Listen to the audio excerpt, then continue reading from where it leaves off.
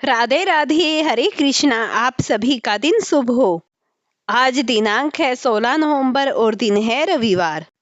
और आज मार्गशीर्ष मास के कृष्ण पक्ष की द्वादशी तिथि है। तो प्रिय भक्तों, आज के इस पावन महात्म को सुनने से पहले आप सुनिए सीता माता की नित्य नेम की कथा। उसके बाद आप सुनिए आज का पावन महात्म।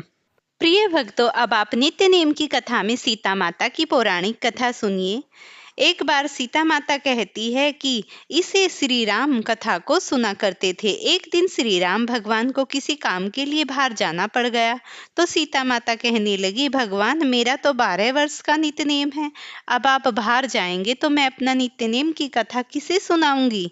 और श्री राम ने कहा कि तुम कुएं की पाल पर जाकर बैठ जाना और वहां जो भी औरतें आए उन्हें पानी भरने आएंगी, उन्हें अपनी कथा सुना देना। सीता माता कुएं की पाल पर जाकर बैठ जाती है। एक स्त्री आई, उसने रेशम की जरी की साड़ी पहन रखी थी और सोने का घड़ा ले रखा था। सीता माता उसे देख कहती है कि बहन, मेरी 12 वर्ष की नितनेम की कथा सुन लो।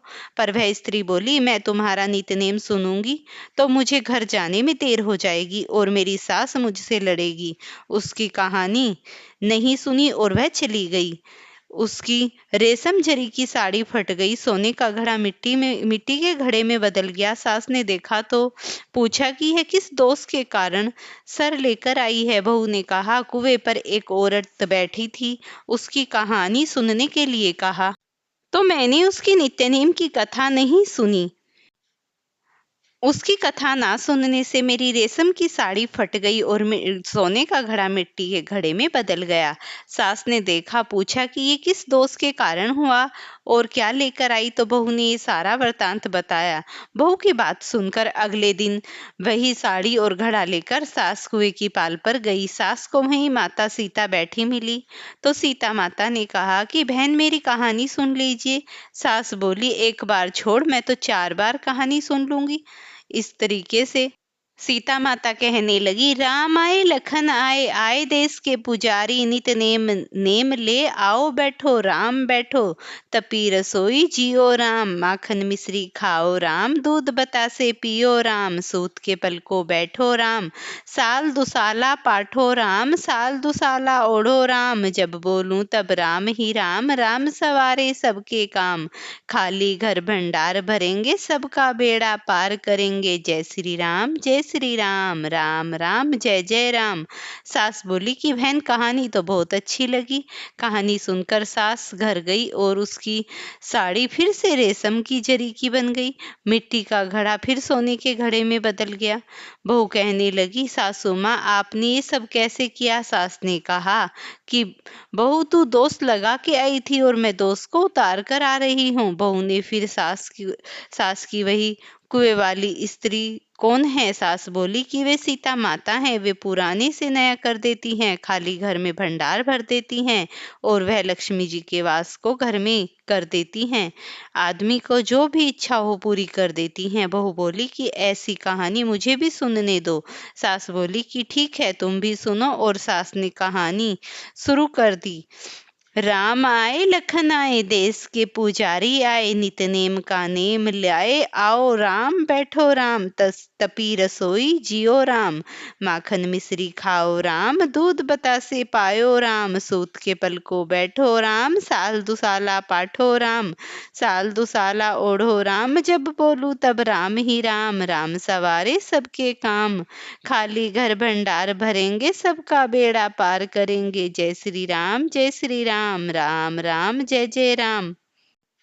कहानी सुनकर बहू बोली कि कहानी तो बहुत अच्छी है। सास ने कहा, ठीक है, इस कहानी को रोज कहा करेंगे। तब सास बहू रोज सवेरे उठती, नहाती धोती और पूजा करने के बाद नित्य नेम की सीता माता की कथा कहती। एक दिन उनके यहाँ एक पड़ोसन औरत आई और बोली कि बहन, जरा सी आँच देना। वह बोली कि आँच तो अभी हमने जलाई ही नहीं। पड़ोसन ने कहा कि तुम 4 बजे से उठकर क्या कर रही हो। उन्होंने कहा कि सुबह उठकर हम पूजा करते हैं, फिर सीता माता की नित्य नेम की कहानी करते हैं। पड़ोसन ने उनकी बात सुनकर फिर कहा, सीता माता की कहानी कहने से तुम्हें क्या मिलेगा? वो बोली कि इनकी कहानी कहने से घर में भंडारे भर जाएंगे, सारे काम सिद्ध हो जाएंगे, मन की इच्छा पूरी होती है। पड़ोसन कहती है कि बहन, ऐसी कहानी तो मुझे भी सुना दो। वह बोली, ठीक है, तुम भी यह कहानी सुन लो।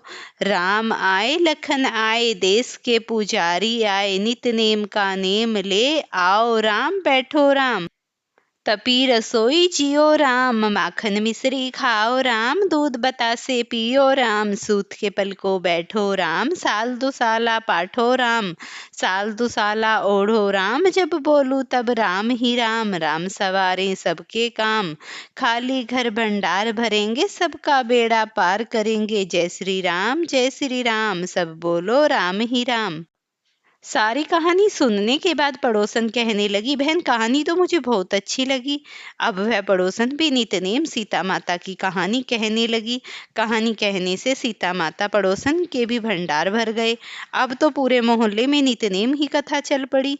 हर किसी की मनोकामना पूरी होने लगी। हे सीता माता, जैसे आपने उनके भंडार भरे, वैसे ही आप हमारे भंडार भरना। कहानी सुनने वाले को और उनकी कहानी कहने वाले की भी उत्तर प्रदेश में यह कथा हरियाणा के कुछ क्षेत्रों में आज भी सीता जयंती पर बड़े चाव से सुनाई और पढ़ी जाती। प्रेम से बोलिए सीता माता की जय हो। अब आप प्रिय भक्तों, अब आप मार्गशीर्ष मास का 10वां अध्याय धर्म, तप, ब्रह्मचर्य और सत्य की महिमा का वर्णन सुनिए। बहुत समय पहले एक राजा था जिसका नाम था धर्मसेन। वह अत्यंत न्यायप्रिय, सत्यवादी और धर्म का पालन करने वाला था। लेकिन उसके राज्य में लोग धीरे धीरे धर्म से भटकने लगे, अर्थात धर्म को छोड़ने लगे, पाप कार्यों में बढ़ने लगे, पाप के कार्य करने लगे और प्रजा का मन भौतिक इच्छाओं में डूब गया। राजा बहुत चिंतित हुआ। उसने सोचा, यदि प्रजा धर्म से हट गई तो राज्य और जीवन दोनों ही संकट में पड़ जाएंगे। उसी रात्रि उसे स्वप्न में एक दिव्य पुरुष दिखाई दिए जिनके शरीर से तेज निकल रहा था। उन्होंने कहा, राजन, यह मार्गशीर्ष मास अत्यंत पुण्यकारी है। यदि तुम और तुम्हारी प्रजा इस मास में दान, व्रत, दीपदान, भगवान विष्णु की उपासना करे तो राज्य में शांति, सुख और समृद्धि लौट आएगी।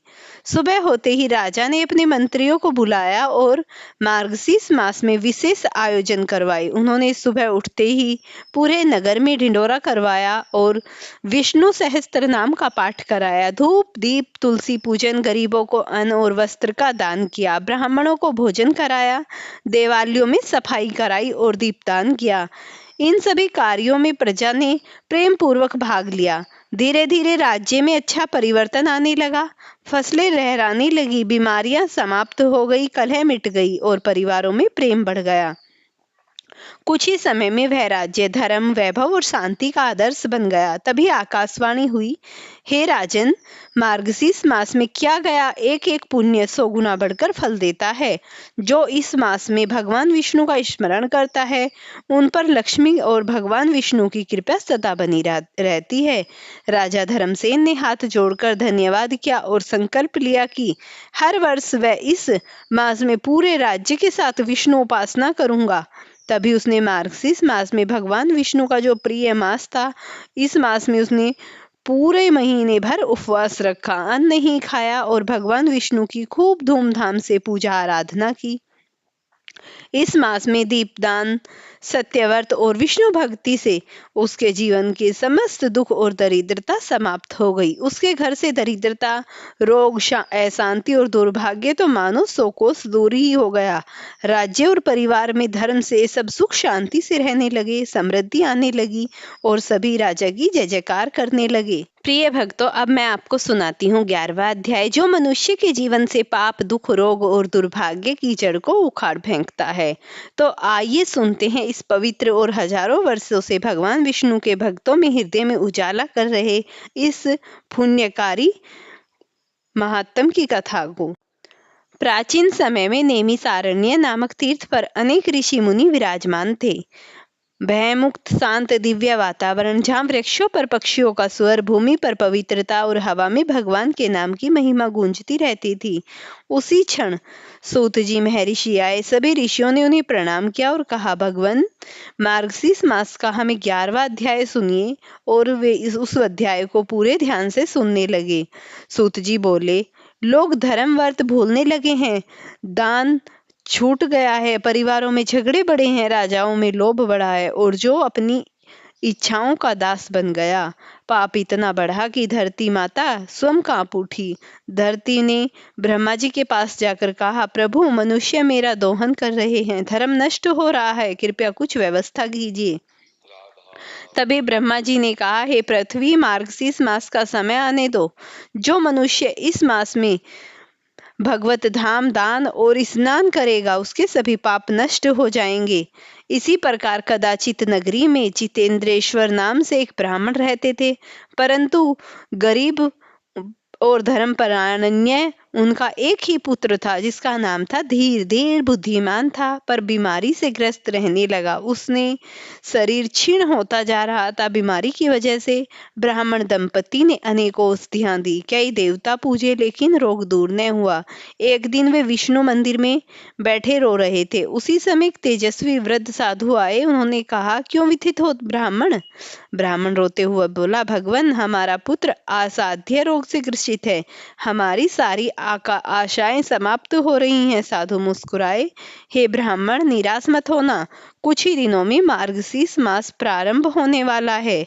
जो इस मास में विष्णु पूजन, प्रभात स्नान, दीपदान करता है, उसके घर में सुख शांति अवश्य ही लौटती है।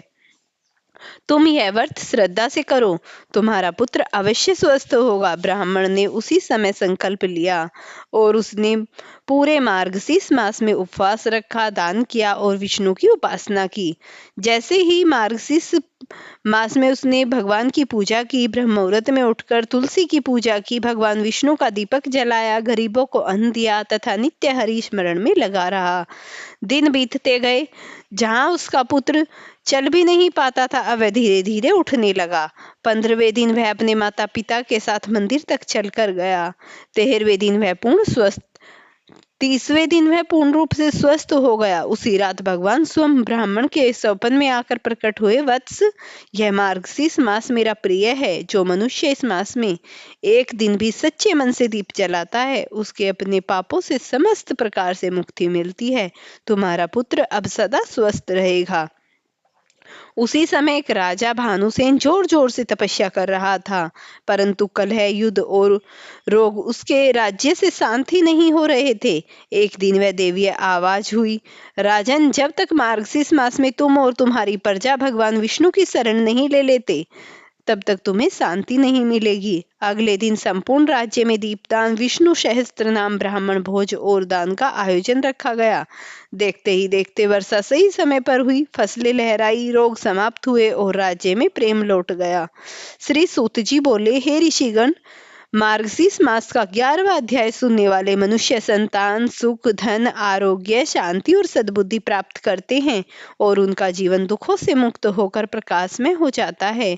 जो नित्य इस अध्याय को सुनता है, उसके घर में कभी लक्ष्मी नहीं जाती और जो किसी के पुराने पापों का होता है क्षय, वह संतान और परिवार की रक्षा से घर में सुख समृद्धि आती है।